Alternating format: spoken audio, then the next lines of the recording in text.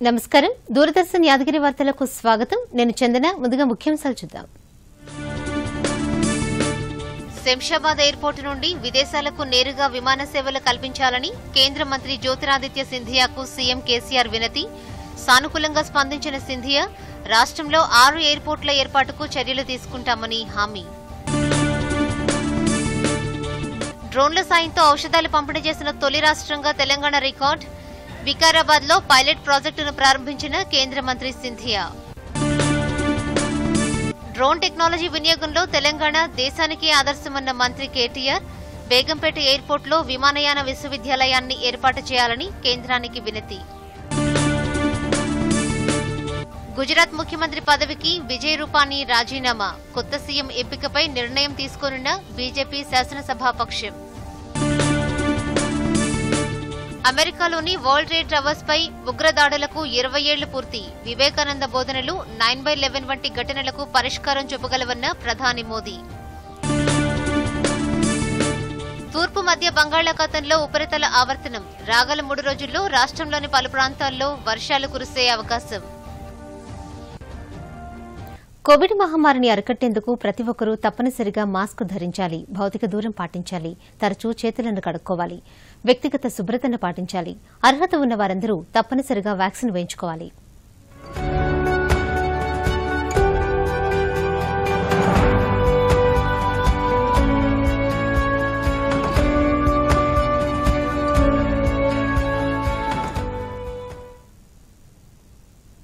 డ్రోన్ల సాయంతో ఔషధాలు పంపిణీ చేసిన తొలి రాష్ట్రంగా తెలంగాణ రికార్డులకెక్కింది మెడిసిన్ ఫ్రమ్ స్కై పేరుతో వికారాబాద్ లో ప్రయోగాత్మకంగా చేపట్టిన ప్రాజెక్టు విజయవంతమైంది దీంతో రవాణా సౌకర్యం లేని అటవీ ప్రాంతాలకు సైతం డ్రోన్ల సాయంతో అత్యవసర సమయాల్లో మందులు సరఫరా చేసేందుకు మార్గం సుగమమైంది అతి తక్కువ కాలంలో మారుమూల పల్లెలకు సైతం అత్యవసరంగా ఔషధాలు పంపిణీ చేయగలమని తెలంగాణ నిరూపించింది దేశంలో తొలిసారిగా డ్రోన్లను వినియోగించి ఔషధాలను పంపిణీ చేసి చూపించింది వికారాబాద్ వేదికగా డ్రోన్లో ఔషధాల బాక్సులను తరలించే కార్యక్రమాన్ని కేంద్ర మంత్రి జ్యోతిరాదిత్య సింధియా రాష్ట్ర ఐటీ మంత్రి కేటీఆర్ తో కలిసి ప్రారంభించారు Let the drones be launched and let medicine from the sky begin.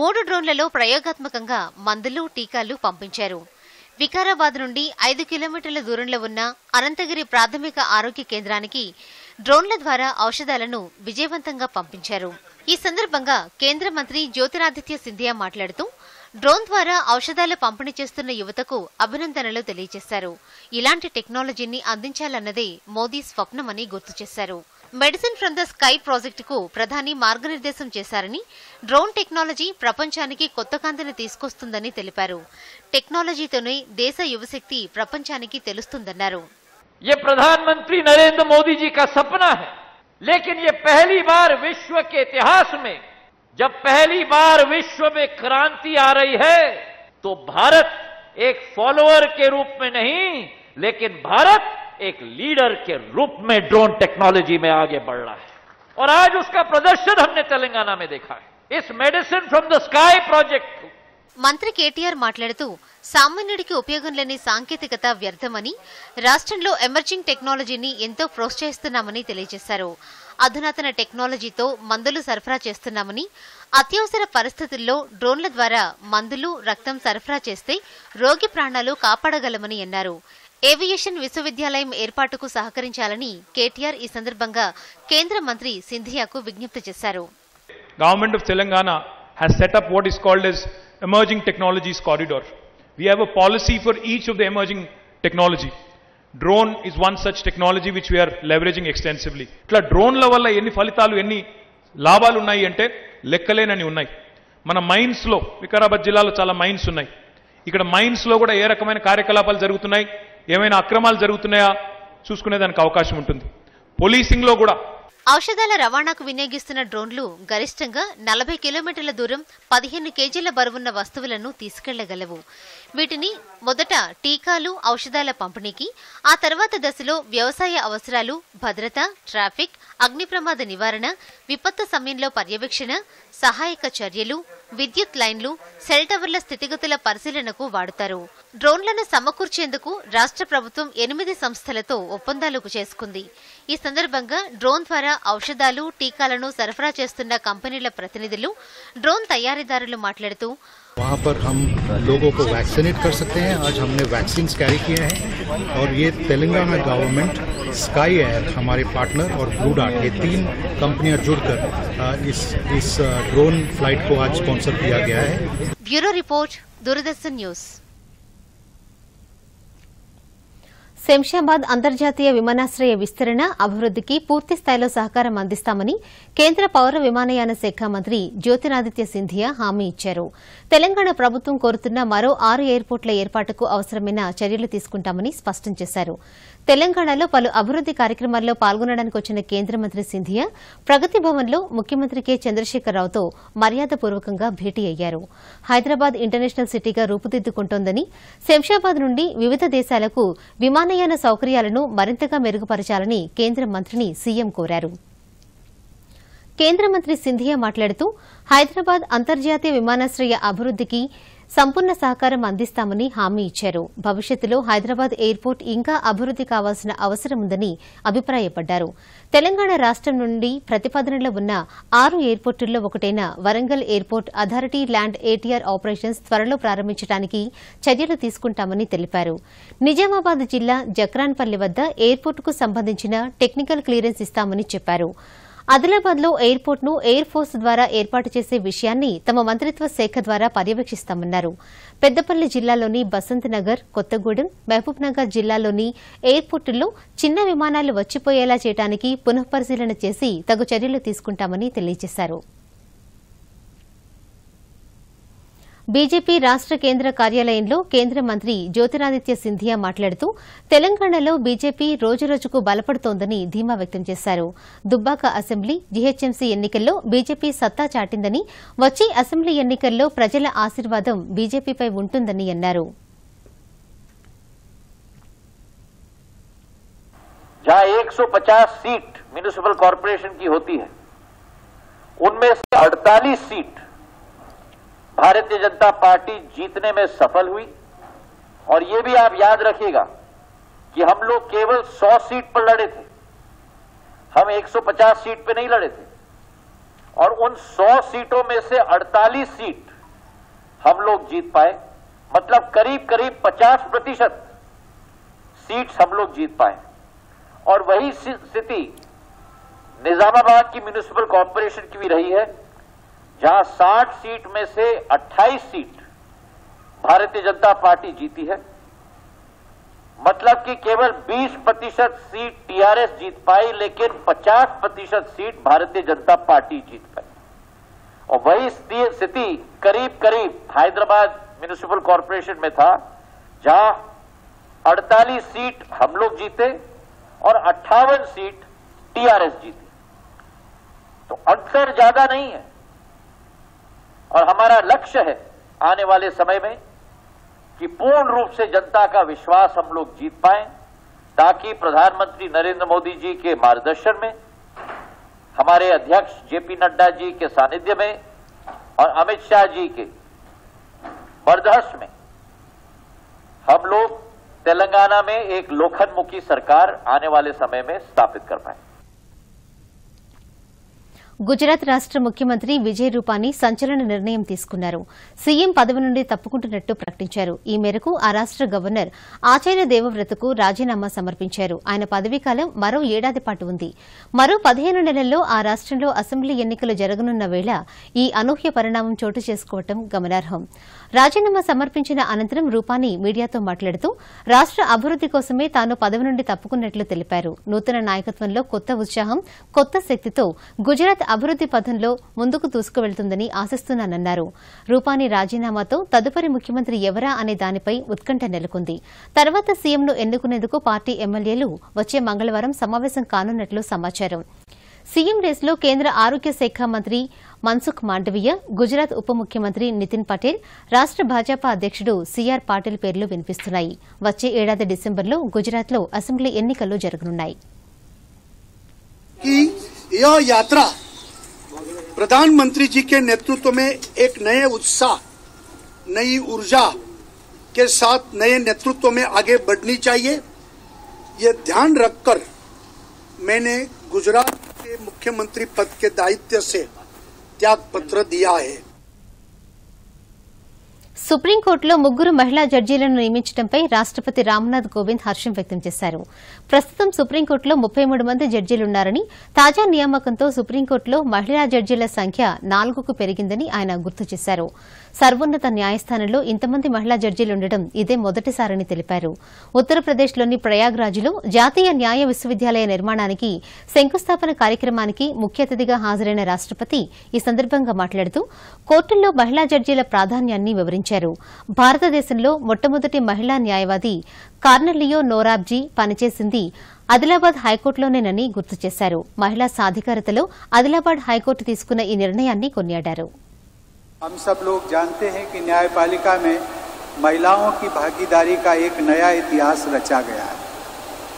मैंने उच्चतम न्यायालय में 3 महिला न्यायाधीशों सहित 9 न्यायाधीशों की नियुक्ति को स्वीकृति प्रदान की।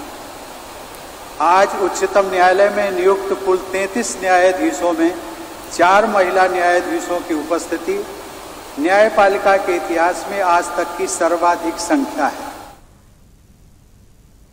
కేసుల సత్వర పరిష్కారానికి ఈ రోజు దేశవ్యాప్తంగా జాతీయ లోక్ అదాలత్ నిర్వహించారు. క్రిమినల్ కేసులు, సివిల్ దావాలు, చెక్ బౌన్స్ కేసులు, రోడ్డు ప్రమాద కేసులు, చిట్ ఫండ్ కేసులు, భూ తగాదాలకు సంబంధించిన కేసుల సత్వర పరిష్కారానికి జిల్లా న్యాయ సేవా ప్రాధికార సంస్థ ఆధ్వర్యంలో లోక్ అదాలత్లను రాష్ట్రంలోని అన్ని జిల్లాల్లో నిర్వహించారు. మరిన్ని వివరాలు ఇప్పుడు చూద్దాం. కరీంనగర్ జిల్లా కోర్టులోని జిల్లా న్యాయ సేవాధికార సంస్థ భవనంలో ఏర్పాటు చేసిన జాతీయ లోక్ అదాలత్ను జిల్లా కోర్టు ప్రధాన న్యాయమూర్తి ప్రియదర్శిని ప్రారంభించారు. ఈ సందర్భంగా ఆమె మాట్లాడుతూ కోవిడ్ నేపథ్యంలో కోర్టులు సరిగ్గా పనిచేయనందున ఎన్నో కేసులు పెండింగ్లో ఉన్నాయని, కేసుల పరిష్కారానికి ఎంతో మంది ఎదురు చూస్తున్నారని అన్నారు. లోక్ అదాలత్లో కేసుల సత్వర పరిష్కారం వలన కక్షిదారులకు సమయము, డబ్బు ఆదా అవుతాయని తెలిపారు. ఈ రోజుగానే మీరు కేసు పరిష్కరించుకున్నట్టయితే మీ కాలము అలాగే డబ్బు కూడా వృధా కాకుండా ఉంటుంది. మీరు రేపు పొద్దున కోర్టులో గెలుస్తాంలే కేసు అని మీరు వాయిదా వేసుకుని వెళ్ళారనుకోండి, మీరు కేసు గెలిచినా మీకు సుఖం ఉండదు. ఎందుకంటే ఓడిపోయిన వ్యక్తి హైకోర్టుకు వెళ్తారు, హైకోర్టులో ఓడిపోతే సుప్రీంకోర్టుకు వెళ్తారు. మీరు గెలిచిన సంతృప్తి అనేది ఉండదు. కానీ లోక్ అదాలత్లో అయితే మాత్రం హ్యాపీగా నిశ్శబ్దంగా ఉండొచ్చు. అమ్మయ్య కేసు రాజీ పడ్డాము, ఇక అవతల వాడు ఏమీ మాకు ఇబ్బంది పెట్టరు. ఎందుకంటే ఇద్దరు గెలిచిన సందర్భం ఇది లోక్ అదాలత్. అలాగే ఏదైనా ఫీజు ఏమైనా కట్టినట్టయితే కోర్టుకి అది కూడా వాపసు ఇవ్వబడుతుంది. ఖమ్మం జిల్లాలో లోక్ అదాలత్ కార్యక్రమానికి కక్షిదారుల నుండి మంచి స్పందన లభించింది. ఖమ్మం కోర్టులో 8 లోక్ అదాలత్ బెంచ్లు ఏర్పాటు చేశారు. కోవిడ్ నిబంధనల మధ్య కార్యక్రమాన్ని నిర్వహించారు. ఈ కార్యక్రమంలో కక్షిదారులు ఎక్కువ సంఖ్యలో పాల్గొని కేసులను పరిష్కరించుకున్నారు. జిల్లా కోర్టులో జాతీయ లోక్ అదాలత్ కార్యక్రమాన్ని న్యాయమూర్తులు సిహెచ్కే భూపతి, చంద్రశేఖర్ ప్రసాద్, అబ్దుల్ జావేద్ పాషా ప్రారంభించారు. భార్యాభర్తలు కోర్టుకు వచ్చారు. ఒక 5 సంవత్సరాల కేసు జరిగింది. పిల్లల భవిష్యత్తు ఏమవుతుంది, వాళ్ళ భవిష్యత్తు ఏమవుతుంది, ఇలాగ అన్నదమ్ములు ఉన్నారు. వాళ్ళు మాట్లాడుకోరు, వాళ్ళ పిల్లలతో కలవరు. ఇటువంటి పరిస్థితుల్లో వీటి ప్రభావం సమాజం మొత్తం మీద ఎలా ఉంటుంది, ఇవన్నీ కూడా దృష్టిలో పెట్టుకుని అటువంటి కేసులు సుహృద్భావ వాతావరణంలో పరిష్కరించబడినట్టయితే సమాజానికి మేలు కలుగుతుంది అనే ఉద్దేశంతో ఈ లోక్ అదాలత్ వ్యవస్థ వచ్చింది. అది గుర్తుపెట్టుకోవాలి మనం. మహబూబాబాద్ జిల్లా కేంద్రంలోని కోర్టు ఆవరణలో జాతీయ లోక్ అదాలత్ నిర్వహించారు. ఈ సందర్భంగా మహబూబాబాద్ జిల్లా ప్రధాన న్యాయమూర్తి అనిల్ కుమార్ దూరదర్శన్తో మాట్లాడుతూ లోక్ అదాలతులు ఇస్తున్న తీర్పులు సామాన్యులకు ఎంతో ఊరటనిస్తున్నాయని అన్నారు. నాల్సా వారు ఇచ్చిన పిలుపు మేరకు ఇక్కడ లోక్ అదాలత్ నిర్వహించడం జరుగుతుంది. దీనికి కల్పించిన ప్రచారం వల్ల భారీగా కక్షిదారులు కోర్టులో ప్రెజెంట్ కావడం జరిగింది. ఇందు మూలంగా మేము కాంపౌండబుల్ క్రిమినల్ కేసులు, చెక్ బౌన్స్ కేసులు, మోటార్ యాక్సిడెంట్ సివిల్ కేసులు, అలాగే అన్ని రకాల రాజీ అవు కేసుల్ని ఈ రోజు పరిష్కరించడం జరిగింది. ఇప్పటి వరకు సుమారు 200 పైన కేసులు కాంపౌండ్ చేయడం జరిగింది. కక్షిదారులు మాట్లాడుతూ తాను చాలా కాలం నుండి కేసు విషయమై కోర్టు చుట్టూ తిరిగి విసిగిపోయామని, లోక్ అదాలత్ వల్ల న్యాయం జరిగిందని చెప్పారు. మేము కోర్టు చుట్టూ తిరగబట్టి ఇప్పుడు ఒక 3.5 ఏళ్ళు అవుతుంది. ఈ 3.5 సంవత్సరాల కోర్టు తిరిగి లాస్ట్కు లోక్ అదాలత్ పెట్టాము. లోక్ అదాలత్ ఈరోజు మాది కేసు క్లోజ్ అయిపోయింది, సెటిల్మెంట్ అయ్యి క్లోజ్ అయిపోయింది. దాంతోనే మేము కొంచెం హ్యాపీగా ఉన్నాం. ఇప్పుడు మేము కొన్ని సంవత్సరాల నుంచి ఇక్కడ కోర్టు చుట్టూ తిరుగుతున్నాము ఒక కేసు గురించి. అటు ఇటు తిరగడం వల్ల చాలా ఇబ్బందులు పడుతున్నాము. సో ఈ లోక్ అదాలత్ వల్ల మాకు ఈ సమస్య ఒక కొలిక్కి రావడం జరిగింది. Bureau report, Doordarshan news. ఆరోగ్య భారత్ లక్ష్యాన్ని సాధించేందుకు వ్యాయామం చేయాలని వరంగల్ పార్లమెంటు సభ్యులు పసునూరి దయాకర్ యువతకు సూచించారు. ఆజాదీ కా అమృత్ మహోత్సవ్లో భాగంగా నిర్వహించిన ఫిట్ ఇండియా ఫ్రీడమ్ రన్ ను ఆయన జిల్లా కలెక్టర్ గోపితో కలిసి ప్రారంభించారు. ఈ కార్యక్రమంలో ఎన్వైకే యూత్ కోఆర్డినేటర్ అన్వేష్ తో పాటు ఇతర జిల్లా అధికారులు పాల్గొన్నారు. వరంగల్లోని చింతల్ గ్రౌండ్ నుండి వరంగల్ ఫోర్ట్ వరకు ఈ పరుగు కొనసాగింది. ఈ సందర్భంగా విద్యార్థులు ప్రదర్శించిన సాంస్కృతిక కార్యక్రమాలు, బాక్సింగ్, కరాటే పలువురిని అలరించాయి. అధికారులు యువతచే ఆరోగ్యం పట్ల శ్రద్ద వహించాలని, రోజూ వ్యాయామానికి సమయం కేటాయించాలని ప్రతిజ్ఞ చేయించారు. ఈ సందర్భంగా పార్లమెంటు సభ్యులు దయాకర్ మాట్లాడుతూ ప్రతిరోజు యువత ప్లేగ్రౌండ్కు రావడం అలవాటు చేసుకోవాలని కోరారు. చిన్న వయసు నుండే శారీరక వ్యాయామం చేయడం అలవాటు చేసుకోవాలని అన్నారు. వరంగల్ కలెక్టర్ గోపి మాట్లాడుతూ ప్రతి ఒక్కరూ వ్యాయామానికి దినచర్యలో కొద్ది సమయం కేటాయించాలని సూచించారు. రన్నింగ్ కే గానీ కంపల్సరీ అందరూ చేస్తే మన ఆరోగ్యం నుండి మనం కాపాడుకోవచ్చు. ఎందుకంటే చిన్న వయసులోనే మరి షుగర్, బీపీ ఇలాంటి వ్యాధులన్నీ కూడా పోవాలంటే మనందరం కూడా ఫిట్ గా ఉంటేనే మనం ఏదైనా సాధించుకోవచ్చు. Fit India freedom 2K run కి మన నేరు యువ కేంద్ర ప్లస్ డిస్ట్రిక్ట్ స్పోర్ట్స్ అథారిటీ వాళ్ళు కూడా ఏర్పాటు చేయడం జరిగింది. ఈ కార్యక్రమంలో పాల్గొన్న అందరికీ కూడా డిస్ట్రిక్ట్ అడ్మినిస్ట్రేషన్ తరఫున ధన్యవాదాలు తెలుపుతూ ఈ అవకాశం. అమెరికాలోని వరల్డ్ ట్రేడ్ టవర్స్ పై ఉగ్రదాడి మానవత్వంపై జరిగిన దాడిగా ప్రధాని మోదీ అభివర్ణించారు. ఉగ్రదాడి జరిగి 20 ఏళ్లు పూర్తయిన సందర్భంగా మోదీ మాట్లాడుతూ మనుషుల్లో మానవతా విలువల్ని పెంపొందించడం ద్వారానే ఇలాంటి మారణ హోమాల్ని అరికట్టగలమని అభిప్రాయపడ్డారు. అహ్మదాబాద్లో నూతనంగా నిర్మించిన సర్దార్ధామ్ భవన్ ను ప్రారంభిస్తూ మోదీ ఈ వ్యాఖ్యలు చేశారు. సెప్టెంబర్ 11వ తేదీ ప్రాముఖ్యతను తెలియజేస్తూ కొన్నేళ్ల క్రితం ఇదే రోజున స్వామి వివేకానంద షికాగోలో ప్రసంగించారని గుర్తు చేశారు. భారతీయ సంప్రదాయంలోని మానవతా విలువలను వివేకానందుడు ప్రపంచానికి పరిచయం చేశారని, ఆ విలువలే 9/11 వంటి దాడులకు పరిష్కారం చూపగలవని అన్నారు. భూదానోద్యమానికి విశేషంగా కృషి చేసిన వినోబా భావే దేశానికి స్వాతంత్ర్యం లభించాక మహాత్మాగాంధీ సిద్ధాంతాలను ముందుకు తీసుకెళ్లారని తెలిపారు. భూమి లేని నిరుపేదలకు భూములను పంచిపెట్టే యజ్ఞాన్ని నెరవేర్చారని గుర్తు చేసుకున్నారు. తమిళ కవి సుబ్రహ్మణ్య భారతి 100వ వర్ధంతి నేపథ్యంలో బనారస్ హిందూ విశ్వవిద్యాలయంలో ఆయన పేరిట తమిళ భాషాధ్యయనంపై పీఠం ఏర్పాటు చేస్తామని మోదీ ఈ సందర్భంగా ప్రకటించారు. काफी कुछ सिखाया भी।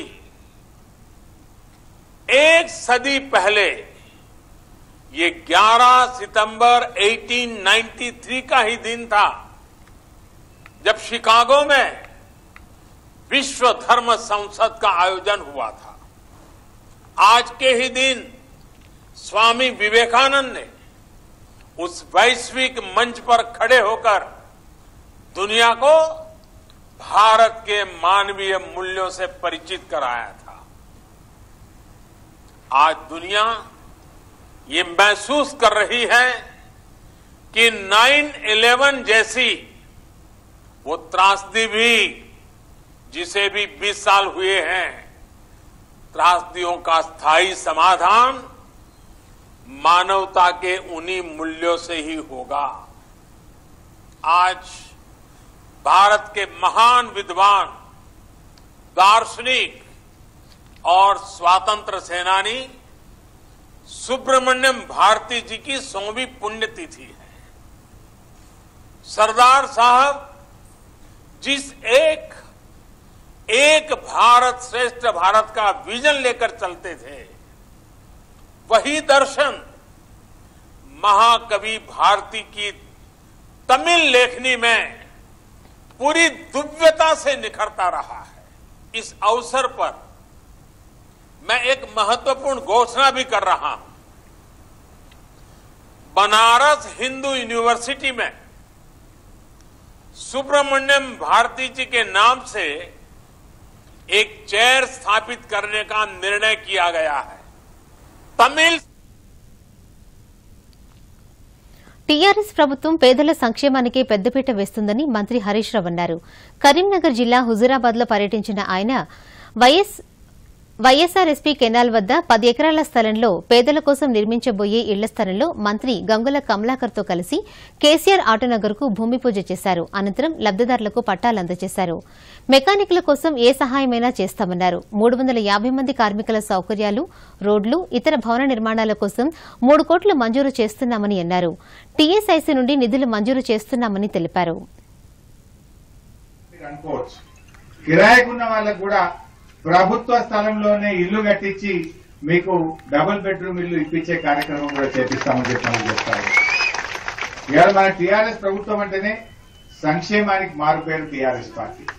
టీఆర్ఎస్ మన ముఖ్యమంత్రి కేసీఆర్ గారు ఇవాళ సంక్షేమ యుగం మనం చూస్తా ఉన్నాం.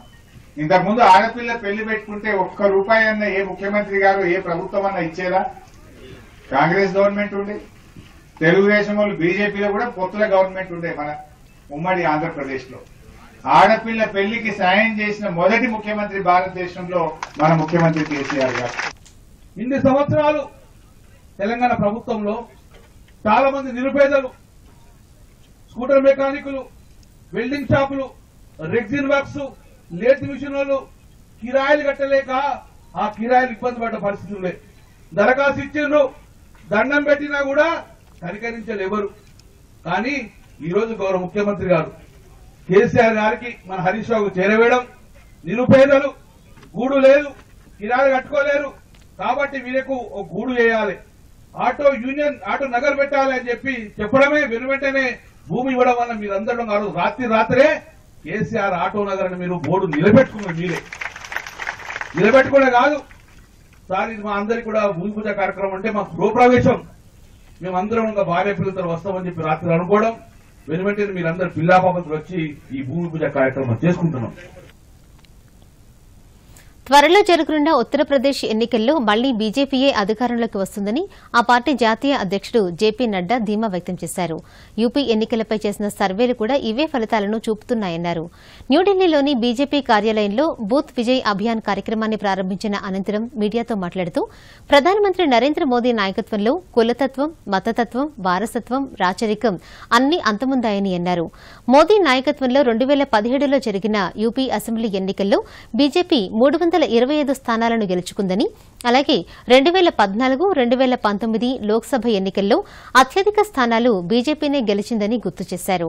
2022 అసెంబ్లీ ఎన్నికల్లో కూడా బీజేపీ బంపర్ మెజారిటీతో విజయం సాధిస్తుందని ధీమా వ్యక్తం చేశారు. उत्तर प्रदेश के भविष्य की कहानी के बारे में स्पष्ट संकेत देता है. यहां पर मैं भारत रत्न श्रीमान अटल बिहारी वाजपेयी जी का भी उल्लेख करना चाहूंगा, जिनका संबंध उत्तर प्रदेश से रहा और जिन्होंने देश और दुनिया को एक राजनीति के नए संस्कार के साथ जोड़ते हुए भारत देश की महान देश की सेवा की. ऐसे महान विभूति को भी मैं नमन करता हूं. हम सब जानते हैं कि यशस्वी प्रधानमंत्री आज के हमारे आदरणीय मोदी जी, उनका कहना है सबका साथ, सबका विकास और सबका विश्वास. और इस नीति के लेकर कार्यकर्ताओं में दम पर पूर्ववर्ती चुनाव जीते हैं हम लोग. आगामी चुनाव भी हम प्रधानमंत्री श्री नरेंद्र मोदी जी के मार्गदर्शन और हमारे मुख्यमंत्री श्री योगी आदित्यनाथ जी के नेतृत्व में पार्टी की नीतियों, विकास कार्यों और परिश्रम की प्रकाष्ठा करने वाले हमारे कार्यकर्ताओं के समर्पण एवं सामर्थ्य पर जीतेंगे. దేశంలో ప్రతి మహిళ గర్భం దాల్చిన నాటి నుండి ప్రసవించిన తర్వాత కూడా ఆరోగ్యంగా ఉండాలనే లక్ష్యంతో కేంద్రం ప్రధానమంత్రి సురక్షిత మాతృత్వ అభియాన్ అనే కార్యక్రమాన్ని నిర్వహిస్తోంది. యాదాద్రి భువనగిరి జిల్లాలో ఈ పథకం అమలుపై ప్రత్యేక కథనం. యాదాద్రి భువనగిరి జిల్లా కేంద్రం భువనగిరి పట్టణంలోని ఏరియా ఆసుపత్రిలో ప్రతి నెల 9వ తారీఖున ప్రధానమంత్రి సురక్షిత మాతృత్వ అభియాన్ ద్వారా గర్భిణీ స్త్రీలకు ప్రత్యేకంగా పరీక్షలు నిర్వహిస్తున్నారు. కాల్ సెంటర్ ద్వారా ఫోన్ కాల్ చేసిన వెంటనే గర్భిణీ స్త్రీలను ఇంటి నుండి 102 వాహనం ద్వారా హాస్పిటల్కు, ఆ తర్వాత పరీక్షలయ్యాక తిరిగి ఇంటికి చేరుస్తున్నారు. గర్భిణీలకు అవసరమైన చికిత్సలతో పాటు ఉచితంగా మందులను అందజేస్తున్నారు. సిజేరియన్ ఆపరేషన్ అవసరం లేకుండానే సాధారణ కాన్పులయ్యేలా ప్రయత్నం చేస్తున్నామని జిల్లా వైద్యాధికారి డాక్టర్ సాంబశివరావు దూరదర్శన్కు తెలిపారు. ప్రధానమంత్రి మాతృత్వ అభియాన్ కార్యక్రమం కింద ప్రతి నెల 9వ తారీఖు గర్భిణీ స్త్రీలకు పరీక్షలు నిర్వహిస్తుంటాము. అయితే మన జిల్లా వ్యాప్తంగా నేషనల్ హెల్త్ జాతీయ హెల్త్ నిధుల కింద మనం NHM ప్రోగ్రాం కింద 102, 108, 104 ఈ వెహికల్స్ అన్ని వాడుకుంటున్నాం. ముఖ్యంగా 102 వెహికల్ ఏంటంటే గర్భిణీ స్త్రీలని డ్రాపింగ్, తర్వాత బ్యాక్ టు హోమ్ ఈ ఫెసిలిటీస్కి ఉపయోగించుకుంటున్నాము. ఇది నాన్ ఎమర్జెన్సీ సర్వీస్ పూర్తిగా. అయితే సిజేరియన్ సెక్షన్ అనేది రేట్ తగ్గియాలనేది 30% నార్మల్ డెలివరీ, 70% సిజేరియన్ అవుతున్నది. దీన్ని ఎట్టి పరిస్థితుల్లో కూడా ఒక నెల 2 నెలల్లో 60% తగ్గించాలనేది ఒక టార్గెట్ గా పెట్టుకున్నాం.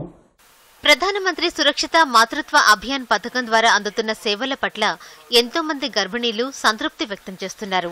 తమకు అవసరమైన చికిత్సతో పాటు మందులు కూడా ఉచితంగా అందుతున్నాయని తెలియజేస్తున్నారు. ఎవ్రీ మంత్ ఇక్కడ టెస్ట్ చేయించుకుంటున్నాను. అన్ని ఫ్రీగా చేస్తున్నారు టెస్టులు. చాలా బాగా చూస్తున్నారు. నాకు ఇప్పుడు 9th మంత్.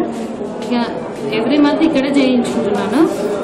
హెల్త్ పరంగా నాకు బేబీ హెల్తీగా ఉండే విధంగా ఏదైనా బాగా చెప్తున్నారు. మాకు మంచిగా హాస్పిటల్లో చూస్తున్నారు. ప్రతి నెల వచ్చి క్యానింగ్ తీపించుకోబోతున్నాం. మంచిగా చెప్తున్నారు, మంచిగా చూస్తున్నారు. ఏం ప్రాబ్లం లేదని చెప్తున్నారు. గోళీలు ఇట్లా మంచిగా ఇస్తున్నారు. కూరగాయలు ఇట్లా ఏమేమి తినాలని అన్నీ చెప్తున్నారు. మేడాలు సార్లు ఏం ప్రాబ్లం లేదమ్మా అంటున్నారు. క్యానింగ్ కూడా ఇట్లనే తీస్తున్నారు. డెలివరీకి ఫ్రీ బండి తీసుకొని వచ్చింది. ఇప్పుడు మళ్ళీ డిశ్చార్జ్ అవుతున్నాను. డెలివరీ అయిపోయింది, డిశ్చార్జ్ అవుతున్నాను. ఫ్రీగానే వెహికల్ వచ్చింది. తీసుకువెళ్తున్నాం. మంచి జాగ్రత్తగానే వెళ్తున్నాం.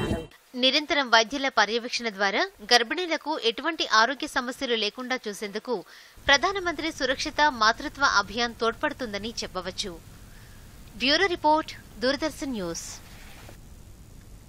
1971 యుద్దంలో పాకిస్తాన్పై భారత్ విజయం సాధించి 50 ఏళ్లు పూర్తయిన సందర్భంగా దేశవ్యాప్తంగా స్వర్ణం విజయ్ వర్ష్ వేడుకలు జరుగుతున్నాయి. ఇందులో భాగంగా గతేడాది డిసెంబర్ 16న ఢిల్లీలో ప్రజ్వలన చేసిన విజయ జ్యోతులను సాయుధ బలగాలు దేశంలోని నలుదిక్కులకు తీసుకువెళ్తున్నాయి. దక్షిణాన నౌకాదళ సిబ్బంది తీసుకువచ్చిన విజయ జ్యోతి పోర్ట్ బెయిల్, విశాఖపట్నం, రాజమండ్రి, విజయవాడ, నల్లగొండ మీదుగా హైదరాబాద్ చేరుకుంది. సికింద్రాబాద్ బొల్లారంలోని నేవీ హౌస్ కు తీసుకొచ్చిన విజయ జ్యోతిని స్టేషన్ కమాండర్ రియర్ అడ్మిరల్ వి రాజశేఖర్ స్వీకరించారు. ఈ కార్యక్రమంలో 1971 యుద్దంలో పాల్గొన్న నౌకాదళ సిబ్బందితో పాటు వారి కుటుంబ సభ్యులు కూడా పాల్గొన్నారు. ఈ సందర్భంగా 20 మందికి పైగా మాజీ సిబ్బందిని సత్కరించారు. తూర్పు నౌకాదళానికి చెందిన నేవీ బ్యాండ్ బృందం దేశభక్తి ప్రస్ఫుటించేలా సంగీత విభావరి నిర్వహించింది. నాటి యుద్దంలో ఐఎన్ఎస్ బ్రహ్మపుత్రకు సారథ్యం వహించిన కమాండింగ్ అధికారి రిటైర్డ్ వైస్ అడ్మిరల్ రాజు గత స్మృతులను గుర్తు చేసుకున్నారు. ఆయన మాట్లాడుతూ గొప్ప పోరాట పటిమతో పాకిస్తాన్పై గెలవడం సంతోషంగా ఉందన్నారు. Pakistan, now Bangladesh, and every year and year after year, and this year being the 50th anniversary, we are celebrating that victory of that year which we had post independence.